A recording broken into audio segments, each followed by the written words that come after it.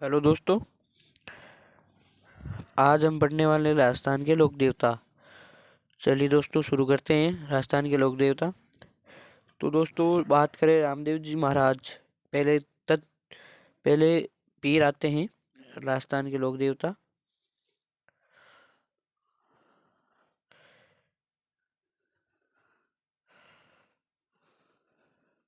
राजस्थान के लोक देवता।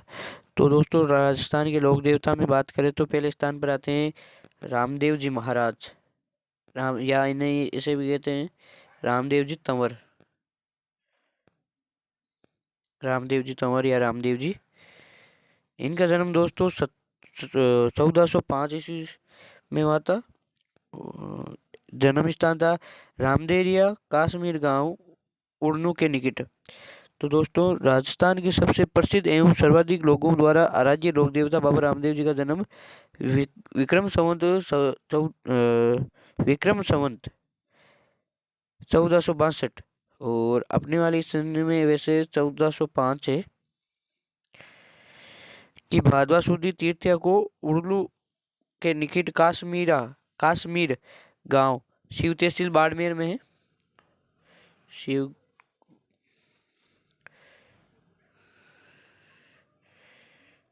शिवगढ़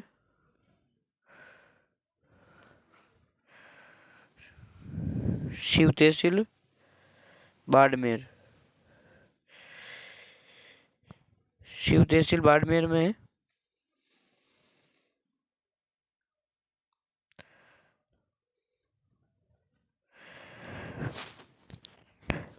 इनके पिताजी का नाम अजमल जी था। इनके पिताजी का नाम अजमल अजमल जी था। माता का नाम मैनादे था। पत्नी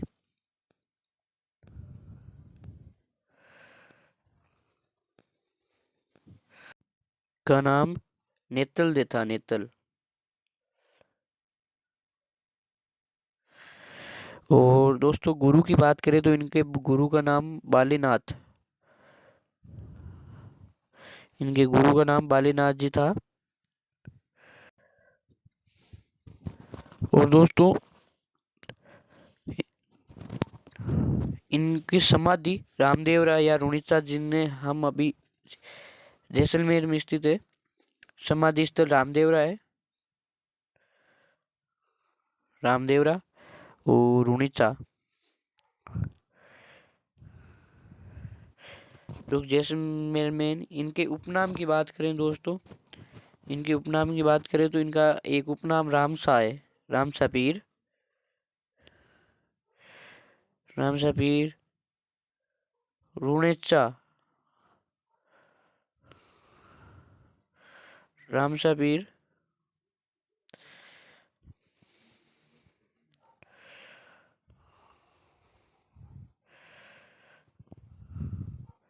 और दूसरा नाम है रुणेचारा धनी। रुणेचारा धनी। इनके प्रमुख मंदिर रामदेवरा। एक तो रामदेवरा में जो सबसे प्रमुख है और उससे बाद की बात करें तो रामदेर या काश्मीर बाड़मेर जो कि उनका जन्मस्थली है। एक है बिराटिया खुर्द पाली और एक छोटा रामदेवरा कहलाता है जो कि अभी गुजरात में। उसे छोटा रामदेवरा की उपाधि दी है या उसे छोटा रामदेवरा कहा जाता है। तो दोस्तों अवतार की बात करें तो रामदेव जी महाराज को हिंदू में भगवान कृष्ण का अवतार माना जाता है। और मुस्लिम इन्हें रामसा पीर कहते हैं क्योंकि इन्होंने जब 5 मुस्लिमों को खाना खिला रहे थे तब उन मुस्लिमों ने कहा था कि हमारे मक्का में हमने कटोरे या बर्तन खाने के बर्तन थे वो भूल गए, तो उन्हें आप मंगाओ तब हम आपको पीर मानेंगे। तो उन्होंने रामदेव जी महाराज का ये पर्चा था और उन्होंने ये वहाँ से कटोरे मंगवाए। तब मुस्लिमों ने इन्हें रामसा पीर के नाम से उपाधि दी थी। इनके मेघवाल इनके मेघवाल भजनी भगत रिख्यानी कहलाते हैं। डालीबाई मेघवाल इनकी धर्म की बहन थी। डालीबाई मेघवाल इनकी धर्म की बहन थी। जहाँ रामदेवरा में उनका मंदिर बना हुआ है। ये एकमात्र लोक देवता है जो कवि भी थे। तो दोस्तों बात करें कवि, वो लोक देवता जो कवि थे, तो इसमें रामदेव जी महाराज का नाम पहले आता है, क्योंकि इन्होंने 24 वाणियां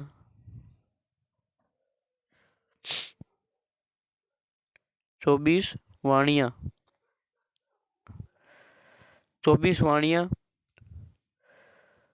और ग्रंथ लिखा था। 24 वाणियां ग्रंथ लिखा था। और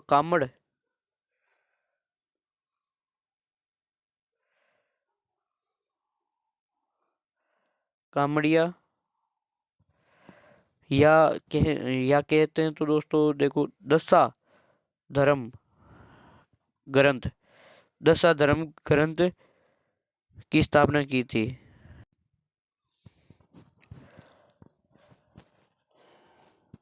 कामड़ लोग भगवा पगड़ी बांधते हैं। कामड़ लोग भगवा पगड़ी बांधते हैं एवं रामदेव जी का जागरण भजन, रामदेव जी का जो जागरण होता है रात को, उसे जमा कहते हैं। जमा जमा रामदेव जी के जागरण को जमा कहते हैं।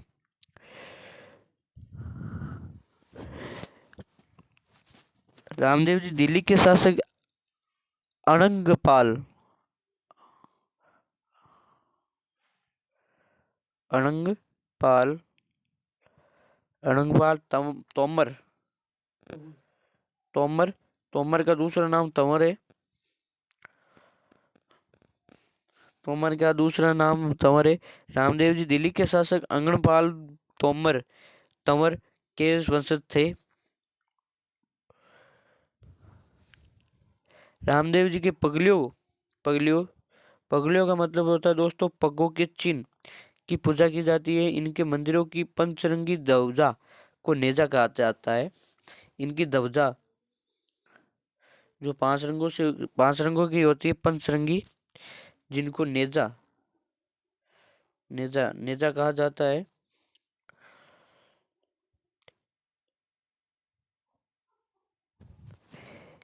इनके मेले में कामड़ जाति की महिलाएं तहरे मंजीरे शरीर पर बांधकर तेहरे ताली नृत्य करती है। तेहरे ताली दोस्तों ये सीएटी में सीएटी के हिसाब से ये बहुत नोट इम्पोर्टेंट क्वेश्चन लगता है। इनके मेले में कामड़ जाति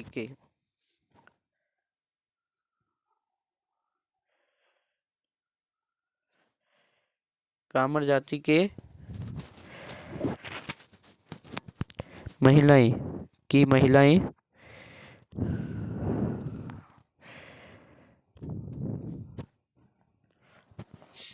तेहरे ताली नृत्य करती है। तेहरे ताली नृत्य करती है। दोस्तों आपको मैं एक क्वेश्चन पूछूं तो आप मुझे बताएं राजस्थान का राज्य नृत्य कौन सा है। राजस्थान का राज्य नृत्य कौन सा है दोस्तों, आप मुझे कमेंट में बताइए। चलिए आगे बताते हैं। रामदेवरा का एक दूसरा नाम भी रुणिचा। तो दोस्तों एक रामदेवरा का दूसरा नाम रुणिचा है। गांव में इनकी समाधि पर प्रतिवर्ष भाद्रपद द्वितीया से एकादशी तक भाद्रपद द्वितीया से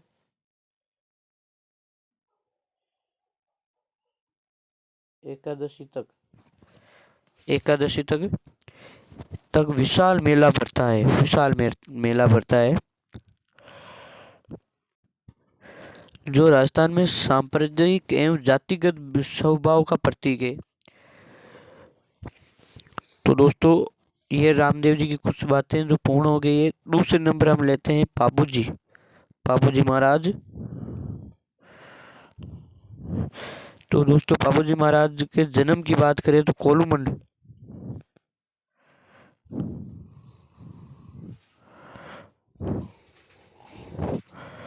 कोलूमंड कोलूमंड में इनका जन्म हुआ था, जो कि जोधपुर में है।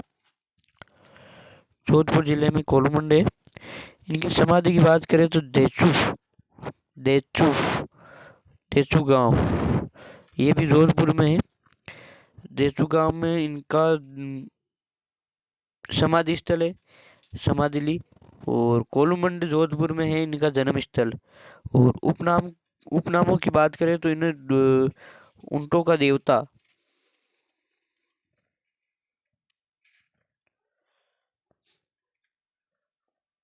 उपनाम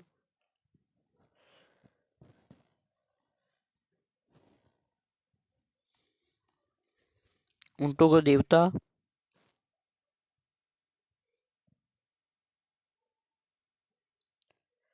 प्लेग रक्षक देवता, गोरक्षक देवता,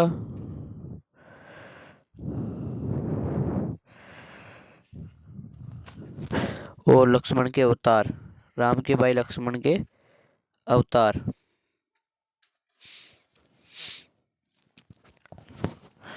लक्ष्मण के अवतार माना जाता है। तो बाबू जी का जन्म कोलूमंड जोधपुर में धानदल जी राठौड़ मारवाड़ के राव आस्थान के पुत्र थे। वे कमला दे के घर हुआ।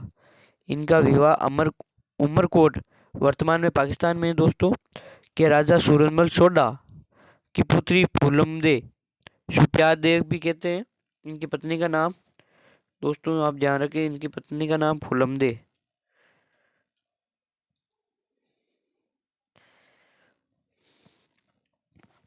जिन्हें सुप्यार भी कहते हैं।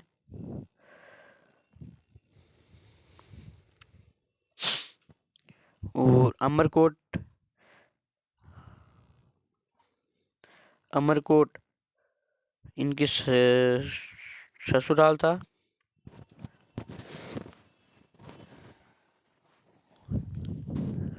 ये चौरी में चौथा फेरा छोड़कर गायों की रक्षा के बचाने के लिए शहीद हो गए। इन्होंने चौरी में चौथा फेरा छोड़कर गायों को बचाने के लिए गए और वहां पर वीर गति को प्राप्त हो गए। तो दोस्तों ऐसा माना जाता है कि पिछले इनका अवतार लक्ष्मण का अवतार माना जाता है। तो जब ये रावण की बहन ताड़का ने जब लक्ष्मण का पीछा किया और एक जलकुंड के चारों ओर चार फेरों तक उन्होंने चक्कर काट लिया, मतलब लक्ष्मण के पीछे पीछे भागी। आखिर में लक्ष्मण ने तंग आकर ताड़का का नाक काट दिया था। तो उसके बाद ये कहा जाता है कि उन्होंने ऐसा करने के बाद इनको पछतावा हुआ और इन्होंने कहा कि हमने 4 फेरे तो ले लिए, अगली बार तुम सुप्यार फुलमदे और मैं बाबूजी के रूप में अवतार लूँगा और 3 फेरे और लेकर हमारी शादी को संपन्न करेंगे। तो ऐसा माना जाता है। और इसके बाद तत्कालीन लोक देवता देवल भाई चारणी, जो कि वो गायें जिनको बचाने के प्रयास में बापूजी महाराज शहीद हो गए थे, वो इनकी लोक देवी देवल बाई चारणी।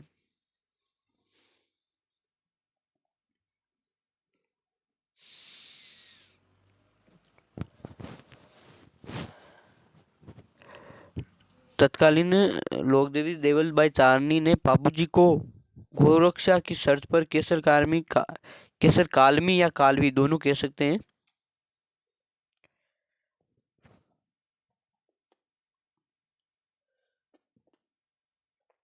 केसर कालमी और कालवी दोनों दे सकते हैं, घोड़ी प्रदान की थी। तो दोस्तों जब बापूजी महाराज की बारात अमरकोट जा रही थी तो उन्होंने जब शेरवानी पहनी और वो जब दूल्हे राजा बने तब इतने मतलब सुंदर लग रहे थे। और उनको एक ही कमी थी कि घोड़ी, उनके पास कोई अच्छी घोड़ी नहीं थी।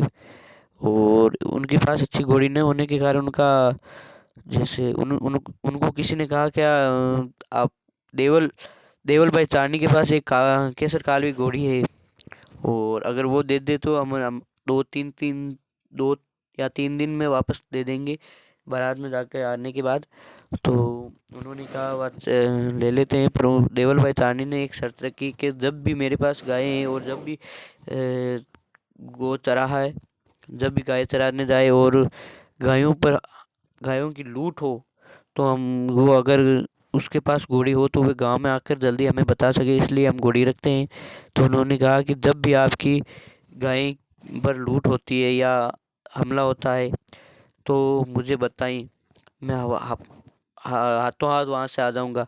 तो दोस्तों उनके जयराज खिची, जायल के राजा, जायल पड़ता है नागौर में, जायल के राजा जयराज खिची ने उनकी गायों पर हमला किया था। जायल हमला किया था क्योंकि केसर कालवी को जयराज को केसर कालवी घोड़ी बहुत पसंद आ गई, तो देवल भाई ने उन्होंने देने से मना कर दिया और बाबूजी को दे दिया। तो इसी के चलते उन्होंने नाराजगी से उन गायों पर हमला करवाया। और इसके बाद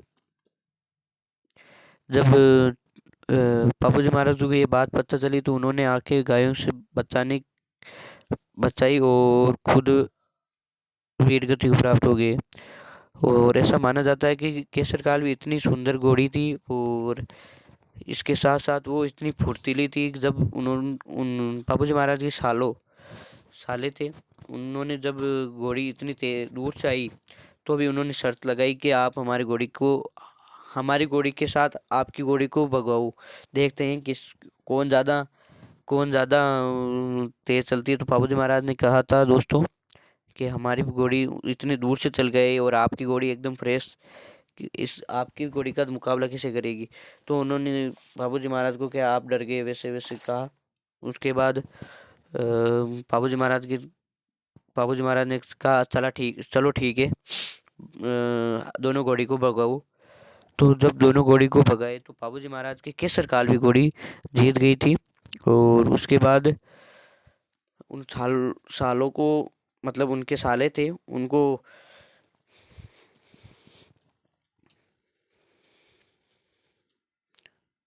सूरजमल सोडा की बेटे साले, जो कि बाबूजी के साले थे, उनको जैसे बेइज्जती मजदूर हुई थी, तो उनको बेइज्जती महसूस हुई। तो उन्होंने ना जो तोरण होता है, वो तोरण बहुत ऊंचा बांध दिया। तो ऊंचा बांधने से उन्होंने सोचा बाबूजी महाराज नहीं नहीं पहुंच पाएंगे और उनकी बेइज्जती हो जाएगी। तो उन्होंने बाबूजी महाराज ने केसर कालवी के कान में कहा कि अब की बार बेइज्जती मत करवा देना। तो उन्होंने कहा केसर कालवी में एक ही फलांग में तोरण कर दिया था। चलिए दोस्तों इनकी और बातें बताते हैं। मारवाड़ में, ये तो एक कहानी स्वरूप मैंने बताया है, जैसे आपको ये कुछ बातें याद रह जाए। तो दोस्तों मारवाड़ में उन्हें ऊंट लाने का श्रेय दिया जाता है। और ऊंट मारवाड़ में सबसे पहले ऊंट बाबूजी महाराज लेके आए थे।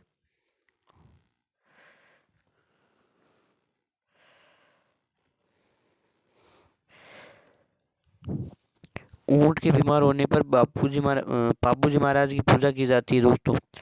ऊंट जब भी बीमार होता है तो बाबूजी महाराज की पूजा की जाती है। और बाबूजी महाराज की पूजा होने के बाद उनकी फड़ बंचाई जाती है।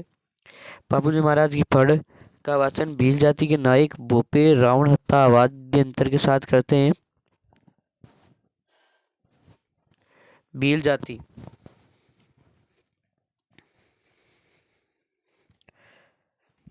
जाति के नायक भोपे रावण हत्या वाद्य यंत्र के साथ करते हैं। बाबूजी महाराज की फड़ सबसे लोकप्रिय फड़ है।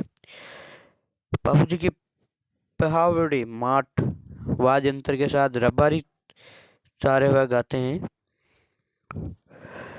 मोरजी आशिया भांडियावास या बाड़मेर बाड़मेर चारण कवि ने पाबू जी के जीवन पर आधारित पाबू प्रकाश ग्रंथ की रचना की है, जिसके बारे में पाबू जी महाराज की सभी चीजें उसमें लिखी हुई है।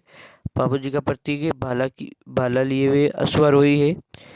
मेहर मुसलमान इन्हें पीर कहते हैं, मेहर मुसलमान इन्हें पीर कहते हैं। ये पंच पीरों में आते हैं पाबू जी महाराज, रामदेव जी महाराज, मेहा जी महाराज, गोगा जी महाराज। चलिए दोस्तों आगे की बात बताते हैं। कालूमंड में प्रतिवर्ष चैत्र माउस को पाबू जी का मेला भरता है। चैत्र माउस,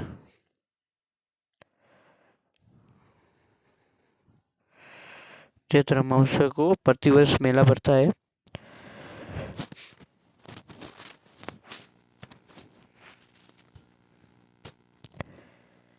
चलिए दोस्तों अब अगले क्वेश्चन की ओर चलते हैं। तो तीसरे नंबर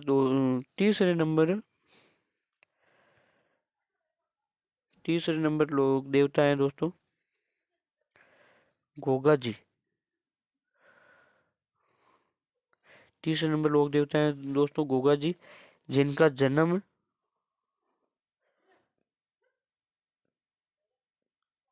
ददरेगा गांव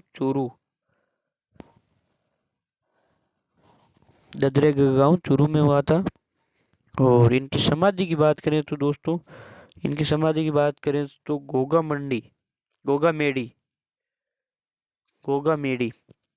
गोगा मेड़ी नोहर तहसील जिला हनुमानगढ़।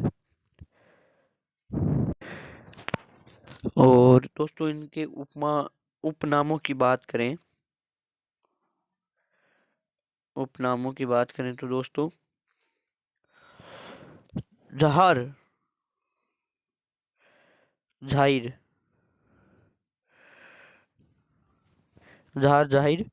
पीर, गोगा बापा,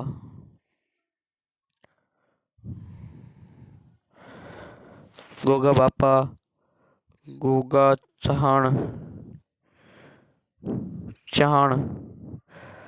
चहान और सांपों के देवता, इन्हें सांपों का देवता कहा जाता है।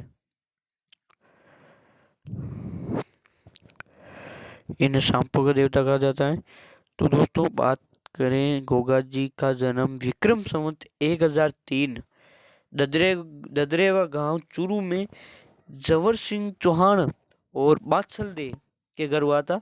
जवर सिंह इनके पिताजी का नाम और बादशाह देव इनकी माता का नाम। और इनकी देखो पिता का नाम है जवर सिंह चौहान, माता का नाम है बादशाह देव। और दोस्तों इनकी पत्नी की बात करें तो इनकी पत्नी का नाम है कमल दे।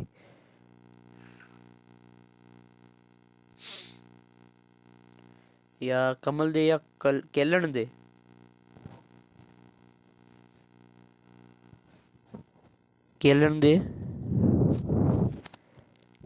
दे।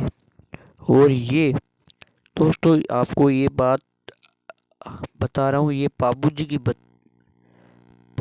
भतीजी थी। पाबू जी की भतीजी थी कमल दे, जिनकी शादी गोगा जी की से साथ हुआ था। इनके गुरु के नाम गोरखनाथ है। गुरु की बात करें दोस्तों तो गोरखनाथ इनके गुरु हैं।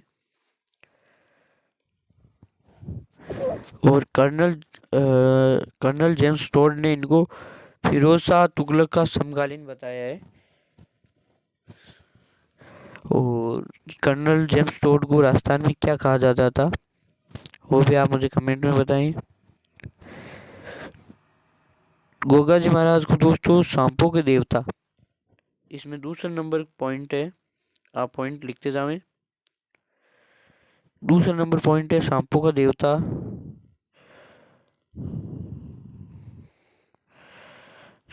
देवता गोगा जी का थान, गोगा जी का थान,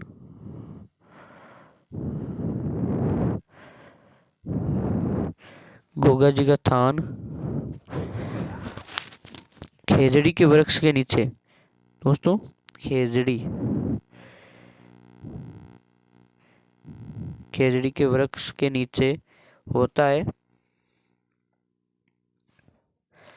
श्रम दस होने पर इनकी पूजा की जाती है। तीसरा नंबर पॉइंट है दोस्तों, गोगा जी ने मुस्लिम आक्रांतों महमूद गजनवी से युद्ध किया था। और चौथा नंबर पॉइंट है, गोगा मेड़ी में गोगा जी का मकबूल नुमा मंदिर है, जिसके दरवाजे पर बिस्मिल्लाह बी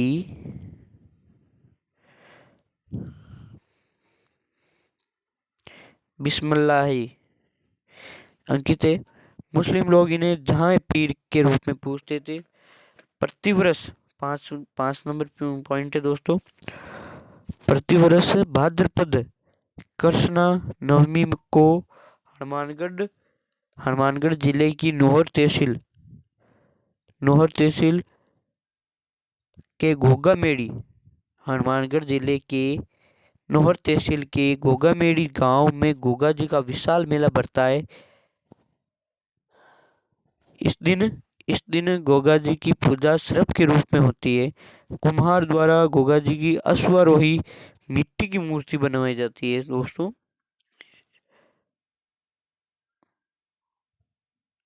अश्वारोही अश्वारोही मिट्टी की मूर्ति बनाई जाती है।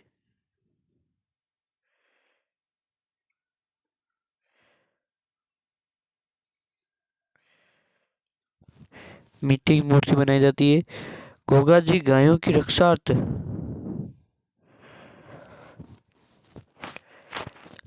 गोगा जी गायों की रक्षार्थ अपने मौसेरे भाई अर्जुन और सर्जन से लड़ते हुए वीर गति को प्राप्त हो गए। गोगा जी गायों की रक्षार्थ अपने मौसेरे भाई, इनके मौसेरे भाई थे अर्जुन और सर्जन, उनकी उनके साथ उनकी लड़ाई हुई थी और वीर गति को प्राप्त हो गए। वर्षा प्रारंभ होने पर हलोत्रा होने पर कृषि कार्य पर जाने से पूर्व किसानों को गोगा जी के नाम की 9 गांठों वाली गोगा राखड़ी रक्षा सूत्र बांधी जाती है। गोगा राखड़ी रक्षा सूत्र बांधी जाती है। रक्षा सूत्र बांधते समय कहा जाता है हाड़ी बांधड़ी। दोस्तों आप नोट कर लें, हाड़ी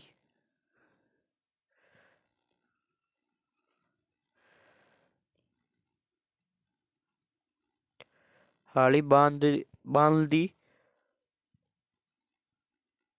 गोगो रखवालो।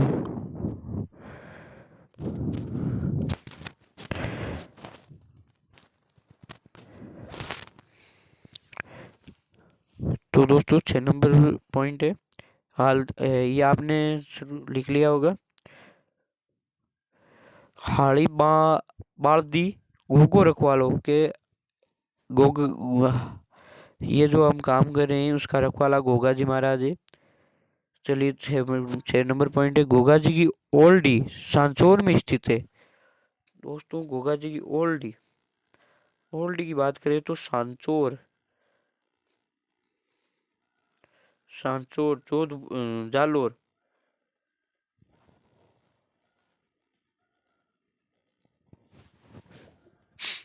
जालोर में स्थित है।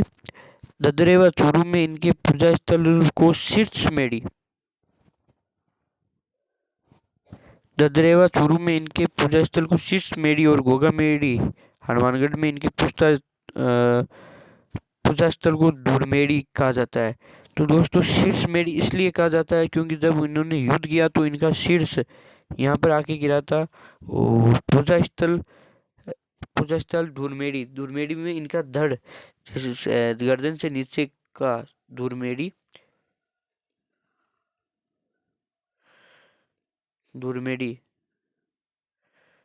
इनका गर्दन से नीचे वाला भाग यहीं पर रह गया था, तो इनको धूलमेड़ी में पूजा स्थल को धूलमेड़ी कहा जाता है। चलिए दोस्तों, आज हमने 3 लोक देवता पढ़े हैं। अगर आपको कुछ समझ में आए, इसमें से कुछ समझ में आया है तो ठीक है। अगर कुछ भी समझ में नहीं आया, कुछ भी, या कोई मुझसे गलती हो गई है तो आप मुझे कमेंट में बताएं, जिससे मैं उसको सुधार कर अगली बार कुछ नया ला सकूं। तो दोस्तों हम कल तेजाजी महाराज,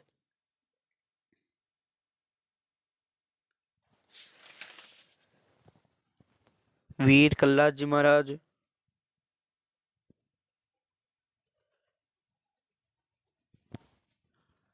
देवनारायण जी भगवान महाराज,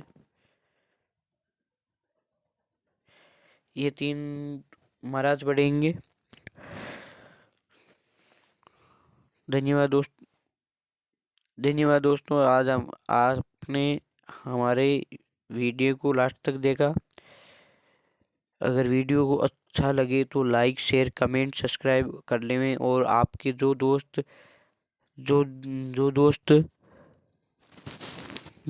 आपको कंपटीशन एग्ज़ामों की तैयारी कर रहे हैं, सीईटी की तैयारी कर रहे हैं, उनके पास ये वीडियो ज़रूर भेजें। धन्यवाद दोस्तों, आपका दिन शुभ हो।